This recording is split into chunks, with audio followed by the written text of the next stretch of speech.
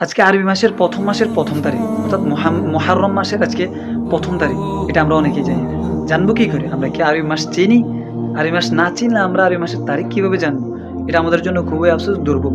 কারণ আরবি মাস সম্পর্কে যদি আরবি মাসের তারিখ সম্পর্কে যদি একটা এলাকা মহল্লা সম্পর্কে যদি সবাই অনবগত থাকে, না জানে তাহলে তারা ফরজে কেফায়া তরকের গুনাহগার হবে। কারণ এটা সম্পর্কে জানা ফরজে কেফায়া। যেমনটা জানাজার নামাজ ফরজে কেফায়া। কিন্তু দুর্ভোগ হলো আমরা অ্যা ইংরেজি মাসের প্রত্যেকটা মাস এবং কি প্রত্যেকটা তারিখ আমরা জানি এবং কি বাংলা মাসেরও সেম আমরা জানি।